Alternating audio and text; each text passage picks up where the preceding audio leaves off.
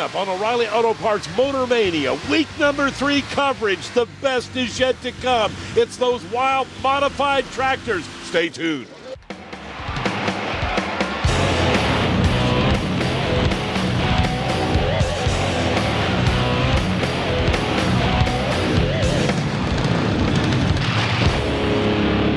Truck and Tractor Pulling Association ventures into the beef state for the Elite Nationals. This is Thunder by the River. It's part of the O'Reilly Auto Parts Thunder in the Dirt series. Hi everybody, I'm Doc Riley and welcome to Wisner, Nebraska. We're at Wisner Riverside Park, which up until a couple of years ago was just a campground by the Elkhorn River. But now it's a purpose-built pulling facility and it is a good one. For the past 3 years, pullers from all over the Midwest have been coming to this place in the hopes of gaining their share of a $50,000 purse. The event tonight, it's the Noise Boys, the two-wheel drives, and the modified multi-engine tractors. It's a big one. All these guys want to be able to win on the Outlaw Tractor Pulling Association Series, and they want to win Thunder by the River, a very special pull here in Wisner, Nebraska. We're about an hour and a half north of Omaha, Nebraska, and about an hour south of Sioux City, Iowa. This is prime farmland. Lots of corn, lots of beef, and a lot of horsepower coming up. And they call this event Thunder by the River. Now let's go to the booth and check in with Ted Jones. And there is that river, Doc Riley. That's the Elkhorn River, flowing with a lot of current, as you can see. A massive crowd on hand. We've been having a ball. Week number 3 coverage from right here in Wisner, Nebraska. Let's get things started. Ted Jones here, Mike's side, joined by our expert analyst, Mr. Claude Wood. And Claude, this is Brian Cobb. And these guys are limited, Ted, by a big 650 cubic inch engine. They can use alcohol for fuel, and they will make a lot of noise. And they like to get the wheels high in the air right there, 252 feet for the two-wheel drive trucks. Sometimes they call them the wheel standers, and you'll see why as Randy Windling comes up right now. He's out of Manchester, Iowa. He calls it broke and busted. Well, maybe not yet, but it's got a possibility with all that horsepower. Look at the great paint job on the side of that vehicle. Beautiful trucks. There they are. Wheels in the air one more time. I love them. 285 feet as he takes the lead. We'll have to look at that one again, Claude. From the other side of the track, he's a little bit to the right, but look, he is straight and true as he applies the horsepower and going right. Look at the big meats right there. Dig right down into the dirt. Just barely touching with those front tires. Doc Riley was at the finish. Well, Randy, just your thoughts on that pass. Well, I don't know what I went there. I didn't hear, so... 285.09. Well, I don't know. I guess we'll see. If you had it to do over again, what could you do different? Probably not really too much, so just gave it my best, so see what happens. Doesn't seem too excited about that. Maybe he's worried about this guy, Justin Gallion. Boy, he is sitting right behind that engine. Talk about a view. He can see everything that's going on. By the way, no matter what shape the vehicle, 6,200-pound weight limit. Puts the engine way out front there because they have a problem keeping it down. Even has a weight box. You can see that big red weight box right there. Trying to keep the front end down, and 306 feet to take the lead. Nice job by Justin. Let's take one more look at it right now. You see the flagman with the green flag telling him he can go at any time. And I want you to take a look when we get to the end of this run. When that weight comes closer to the drawbar, that's what pulls the front end up. And by the way, the drawbar has to be 30 inches. That's very important. It could be an advantage. Doc Riley. Just a good pass right there. Just tell me about the trip down the track. It was a little loose at the starting line, and then it just kind of hooked up from there and kept gaining speed. You know, 306 and some change right there. Really put it on him. What do you think that's gonna? Do you think that'll stick for the rest of the class? It's gonna be a long night. A lot of bullets behind us. What's the advantage maybe of driving a two-wheel drive bucket like this, or is there advantage? There's really not. You just have a little more movable weight on your really good tracks. Well, we'll find out. Here comes a Ford. It's not the old bucket T, the Range and Ranger. He calls him out of Comanche, Texas. Ladies and gentlemen, meet James Perry. And you'll notice he is situated right in the center, not on the left side where you would normally see the driver, but right behind that engine. Again, look at the front end come up. Only 266 feet, nowhere near that 306 needed to overtake Justin. So Don Finney, the Movin and Groovin from Paris, Illinois, will take a shot at Don Finney. Been pulling for a long time, Claude. Well, he certainly has, and experience, one of the key things to truck and tractor pulling. You notice he's starting right in the center of the track. He's not staying there. The track pulled him right a little bit. And Finney comes up a tad short, 287 and change. We'll remind you this edition of O'Reilly Auto Parts Motor Mania brought to you by O'Reilly Auto Parts, home of the professional parts people. And by Low-Car Performance Products, quality, plain and simple. And by Max Brakes, the new revolution in brake controls. We'll be back with more after this. You are tuned in to O'Reilly Auto Parts Motor Mania, coming to you from Thunder by the River here in Wisner, Nebraska. Ted Jones, Claude Wood, Mike Side with you. Doc Rowley's down at the finish line. We continue on now with the two-wheel drive trucks. This is Oz Hay. He calls it the Nitro Hauling. And Ted, he is the reigning points champion, so coming into this event, a little bit of pressure on him to keep in that position. Boy, that looks like a little 23 bucket T hot rod right off the street, I'll tell you, with that little radiator sitting there in front that I suspicion is actually a weight box. 283 feet, well, you're not going to be the world champion that way, let me tell you. Justin Gallion, our current leader at 306 feet. So, here comes Bill Oberstein.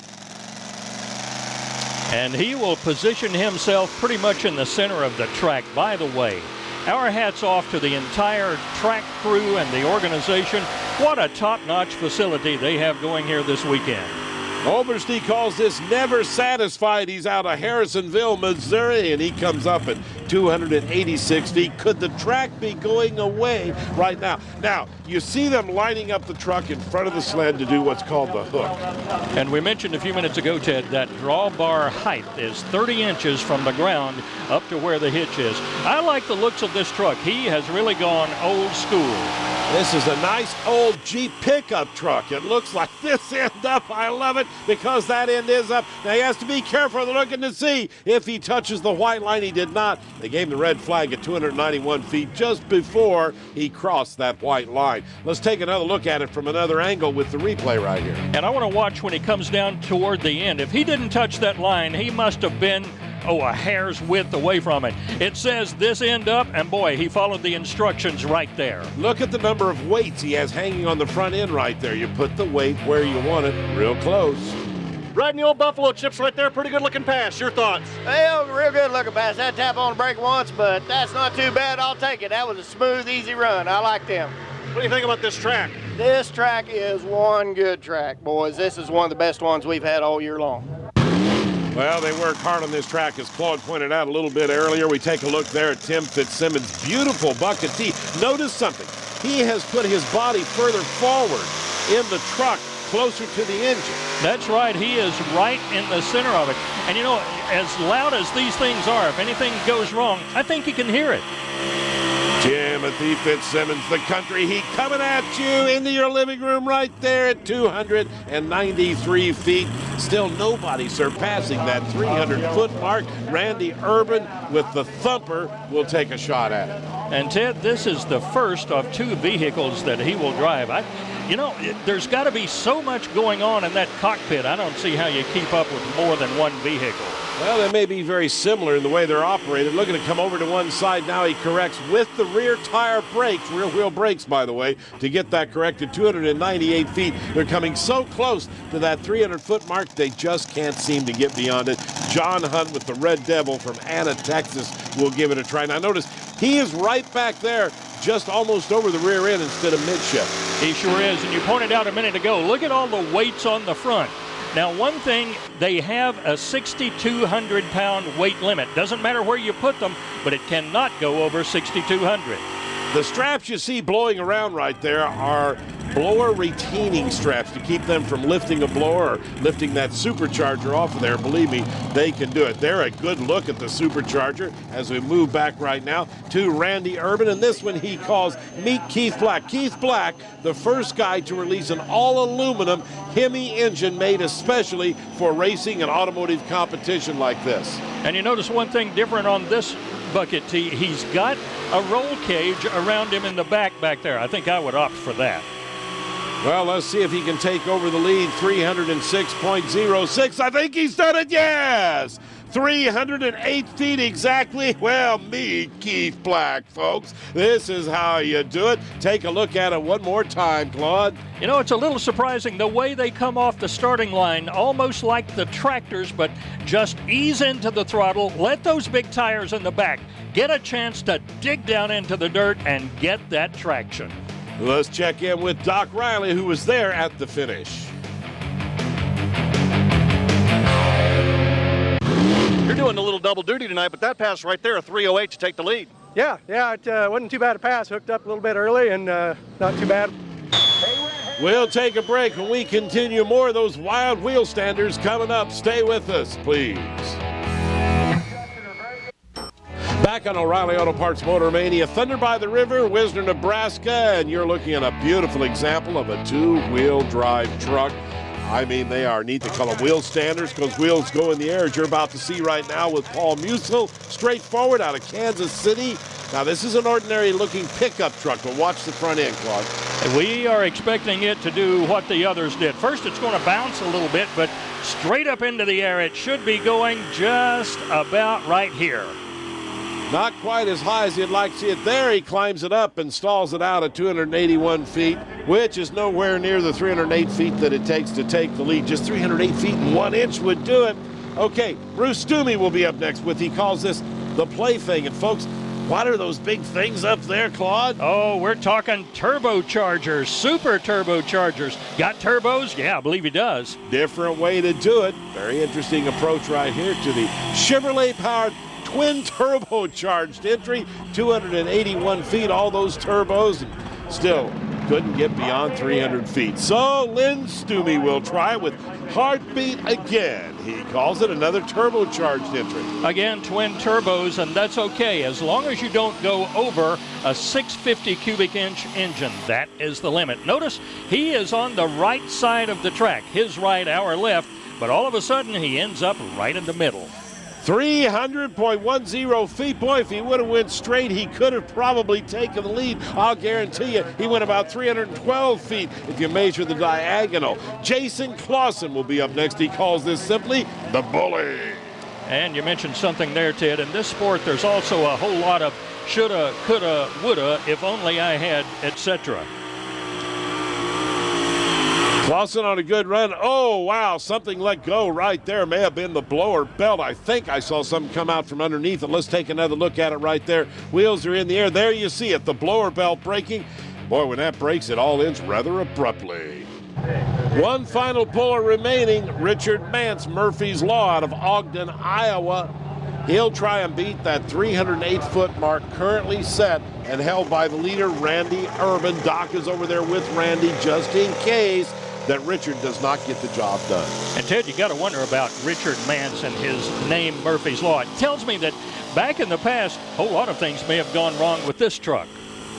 Well, he's on a pretty good pass right now. Looks like he's going to go past the 300-foot mark, but not enough.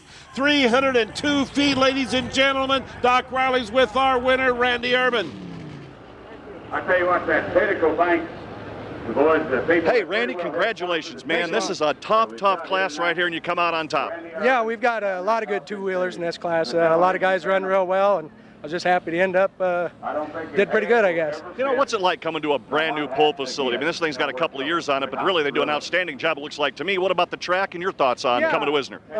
They've done a great job. Track, the nice part, the track stays even, you know, through the whole class, and everybody's got a chance, and they just do a great job of promoting the pole and advertising it and getting people out here, and pullers just love it. How many years you been pulling? Oh, about 10 years here myself, and then my brother Greg, he tracked the poles also. He's been pulling for about 30 years, and we've been doing it quite a while. The Urban boys have had more than their share of trips to Victory Lane. Congratulations. Thanks a lot. Thanks a lot. And our congratulations from the booth to Randy Urban. Very deserving as he lifts his son up right there. You'll see the top finishers right here. Notice the top four all went over 300 feet. But coming up next, the modified category. They are wild and crazy. Yes, you got airplane engines, you got jet engines, you got multiple Hemis. and the track conditions are so important. Doc Riley brings us more on that subject. It's been a hot day here in Wisner, Nebraska. Now, the Elkhorn River's not too far away. Thunder by the River has been an excellent track right here. This track is 3 years old. After last year, they put some new drainage in, and they put some new clay in. The moisture continues to come up through this track, and every puller says it's just about perfect. For these big mods, they're definitely putting it to the test. All right, Doc, let's get it started right away. Jeff Geiger, the Boneyard Beast out of Cedar Falls, Iowa. That thing looks like a beast, Claude. It does. I'm scared. It's coming right at me. Well, Ted, you mentioned you'll see all kinds of engines. That's okay, but you cannot go over 4,300 horsepower. That's enough, isn't it? I would say that would get the job done. 272 feet. Now, you may wonder, why can he only pull 272? And we just saw those trucks pull a lot more. Well, they changed the weight in the sled. Believe me, these guys are pulling a lot more weight as we get a look at David Geiger, ready to run out of Nebraska. And the drawbar height on these is 20 inches. That also plays into the equation of how far they're able to pull that sled. And by the way, those are Allison aircraft engines, in case you're trying to recognize them. No, folks, that's not your Hemi or a big block Chevy. Those engines are very rare and starting to be hard to find. They were back in World War II in some of the fighter planes. More noise, boys, coming up when we return. Stay with us, please. This edition of O'Reilly Auto Parts Motor Mania is brought to you by O'Reilly Auto Parts, home of the professional parts people. And by United Specialties, home of the Trend Center.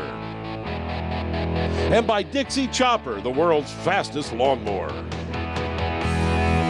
We continue on now with the modifieds. Here you go, a jet engine. They put anything in these thermal thunder. Kyle Petch calls this. And you know, Ted, I've got a feeling if you put wings on this thing, he could literally fly out of here. Well, except he has the exhaust turned straight up in the air. Why? He's trying to force the front end down. So put the exhaust up. It's like a jet engine trying to push that down. They actually run these in helicopters, believe it or not. 258 feet. A lot of noise, a lot of thunder, a lot of fire, and not very much distance. But now it's going to get serious. Look at Craig Ulmer. 1, 2, 3 big engines right there. Well, he's not messing around. No, he's not. It doesn't matter how many engines you have. We pointed out earlier, as long as you don't go over a total of 4,300 horsepower. Listen to these things.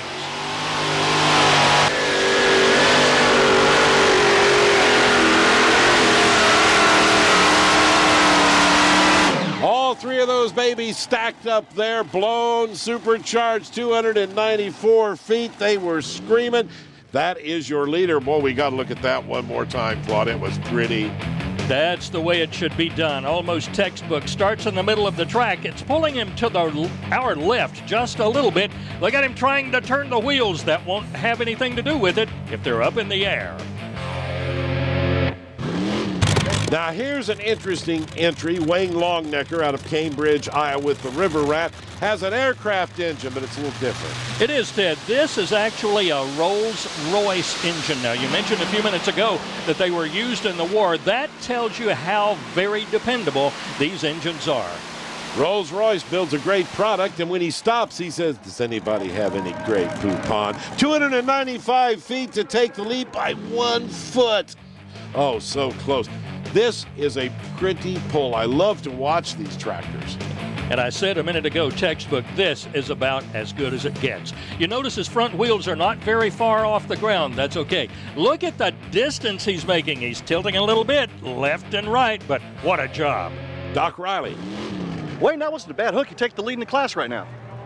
It wasn't a perfect hook, but it was fairly good. I don't know, it'd take a decent run to beat it, but we'll see. What do you think about the track condition? A little loose off the starting line, or does it come off pretty good off the line? It's a little slicker than it was last night, but it's still a pretty good track from about 100 feet on. Tell me about your power plant. What do you use for power here? Well, it's a V12 Rolls-Royce Griffin out of Shackleton Bomber. It's a World War II vintage, and it's a good old motor. If we can just keep all the bugs out of it, it does a good job for us.